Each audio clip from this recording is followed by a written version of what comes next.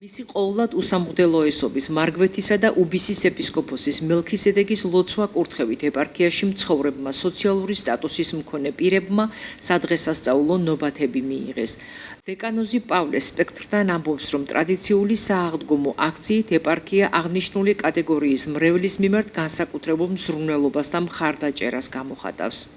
არის აღდგომის მწვერვალ დღესასწაული და აღდგომის დღესასწაულთან დაკავშირებით მისი ყოვლად უსამღვდელოესობა მარგვეთისა და უბისის ეპისკოპოსი მეუფე მელქისედეკი ჩვენს ეპარქიაში, რომელიც მოიცავს ორ მუნიციპალიტეტს, ესტაფონსა და ხარაგაულს, ტრადიციულად ყოველთვის გასცემს მოწყალებას.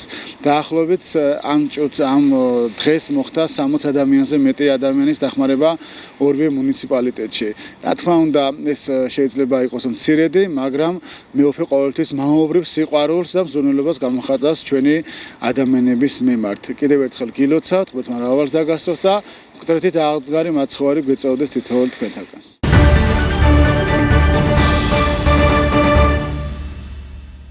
გარემოს დაცვის და სოფლის მეურნეობის სამინისტროს ფარგლებში სხვადასხვა მიმართულებით ხორციელდება მნიშვნელოვანი რეფორმები, ზუსტად ამიტომ მნიშვნელოვანი არის, რომ ეს რეფორმები იყოს განხილული რეგიონის და მუნიციპალიტეტის ხელმძღვანელებთან, რადგან ის საჭიროებები კიდევ ერთხელ შეჯერდეს, რომელიც მუნიციპალიტეტს აქვს და იმ რეფორმასთან მიმართებით იყოს სრული თანხვედრა.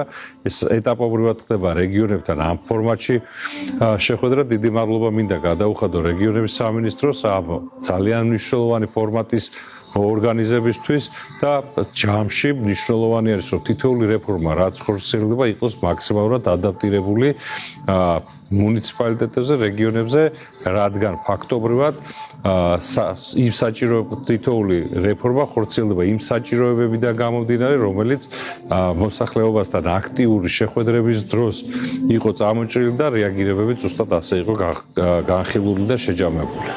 სატარიფე სისტემა, რომელიც ამოქმედდა 20-25 წელს, გარკვეულ ცვლილებებს მოიცავს თავისთავად. დავიგეგმეთ და ალბათ რწმუნებულების და მერების, მუნიციპალიტეტის მერების უშუალო ჩართულობით მოსახლეობის ინფორმირებულობაზე უფრო მეტად უნდა გავაკეთოთ აქცენტი, რაზეც ჩაერთვება რეგიონული განვითარების სამინისტრო და მაქსიმალურად გვერდში დაუდგებით სახელმწიფო სამმართველოები. ჩვენი რეგიონის მუნიციპალიტეტის მერებს განსაკუთრებით აინტერესებდა თუ როგორ მიმდინარეობდა და მიმდინარეობს რწვის სეზონი. და მივიღეთ შესაბამისი სამსახურის ხელმძღვანელობისგან ამომწყურავი ინფორმაცია, რომ დაწყებულია აქტიურად დაკონტრაქტების პროცესი და ჩვენ მზადავართ სამინისტროსთან ერთად მოსახლეობასთან და ფერმერებთან ვითანამშრომლოთ და მოსახლეობამდე მივიტანოთ ის აუცილებლობა, რომ დაკონტრაქტება ამ შემთხვევაში აუცილებელია და დაკონტრაქტების შემთხვევაში ყველა ფერმერი შეუფერხებლად მიიღებს სარწყავ წყალს.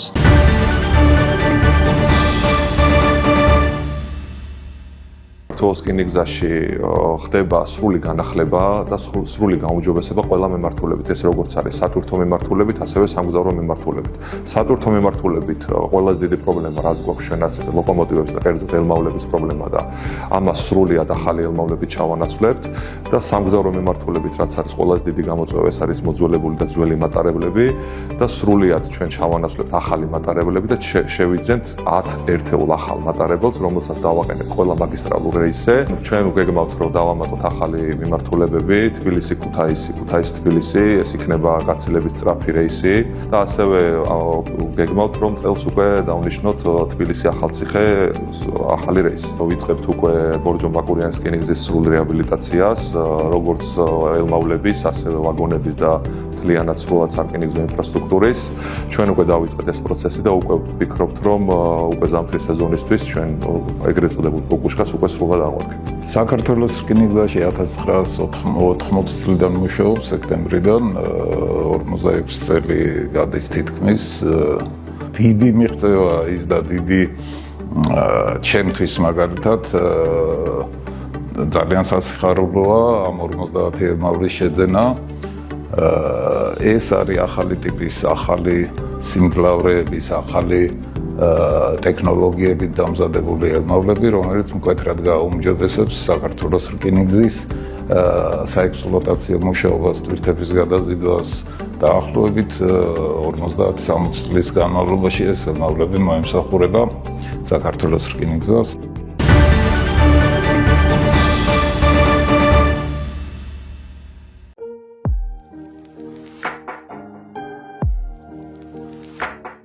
პასკას ჩემთვის ძალიან დიდი მნიშვნელობა აქვს არა მარტო ჩემთვის, თითოეული ქრისტიანი ადამიანისთვის, იმიტომ რომ პასკა როგორც ხატის პური ესია წოდებული და გოლგოთას განასახიერებს. პასკას დიდი ხანია ვაცხობ, ალბათ ბავშვობიდან უფრო.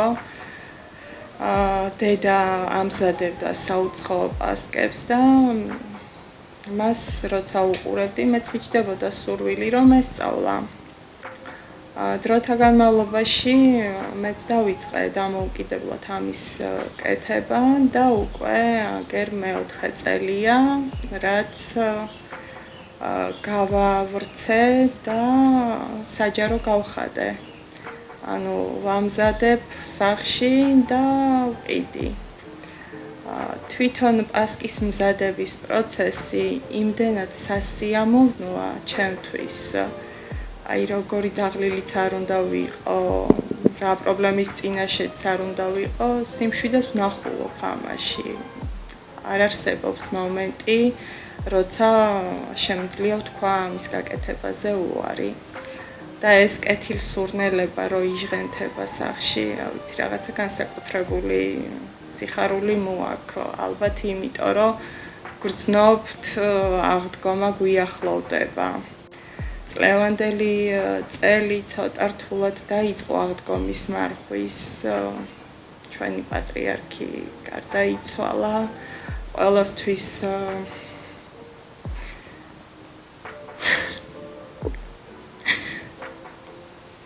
ძიმე მომენტი იყო ეს და ჩემზე ძალიან იმოქმედა. არა მარტო ჩემზე, ყველა ქართველისთვის დიდი ტკივილი იყო ეს. ერთი ფიქრი ისიც ვიფიქრე, რომ წელს არ გავაკეთებდი არაფერს, მაგრამ მისი სიტყვები, რომ აი აღდგომა არის დღესასწაულთა დღესასწაული და ამაში ყველა ადამიანმა წვრილი უნდა შევიტანოთ. წინა წლებთან შედარებით წელს შეიცვალა ჩემი პასკის რეცეპტი და ემატა რამოდენიმე ინგრედიენტი. ვფიქრობ, რომ წინა წლებთან შედარებით წლევანდელი პასკები ბევრად უფრო კარგი გამოვიდა. ბევრჯერ მithქვია და დღესაც ვიტყვი, რომ პასკა უნდა იყოს პასკა და მას არ უნდა ქონდეს გაფორმება, მაგრამ უამრავი მომხმარებლიდან გამომდინარე და მოთხოვნებიდან გამომდინარე, გადავწყვიტე, რომ დეკორით დამეწყო გაფორმება. არის როგორც დეკორატიული პასკები, ასევე ჩვეულებრივი კლასიკური პასკები. გემოს რაც შეეხება, არის ნოტიო და სასიამოვნო მისართმევი. სულ იმის შიში მაქვს, რომ აი სულ უკმაყოფილო ვარ ჩემი თავის. მგონია, რომ ვერ ვაკეთებ ისე, როგორც მინდა რომ იყოს, მაგრამ ადამიანები, რომლებიც ინჯავენ და მეუბნებიან, რომ კარგია, მაინც ეჭვმეპარება, ვფიქრობ, რომ აი უნდათ მას სიამოვნონ, მაგრამ ამდენი ადამიანი ერთად ვერ მოგატყუებს. არის კრიტიკა, არის დადებითი ემოციები. მე ყოველთვის მომხრე ვარ ჯანსაღი კრიტიკის. ბევრჯერ მიმიღია რჩევები, აი არის მომენტი, როცა შეიძლება სიტყვა აკლდეს, ვიღაცას ტკბილი უყვარს, ვიღაცას ნაკლებად ტკბილი. ყოველთვის ვცდილობ, რომ გავითვალისწინო თითოეული მომხმარებლის რჩევა და შევიტანო ამაში ცვლილება. მინდა მოგილოცოთ დამდეგი აღდგომის დღესასწაული, გისურვოთ ჯანმრთელობა, ხნეობა, დიდხანს სიცოცხლე და აღდგომის სიხარული, რაც მოაქვს ჩვენს გულებში, აი ეს არასდროს ჩამქრალი იყოს და სულ გქონოდეს.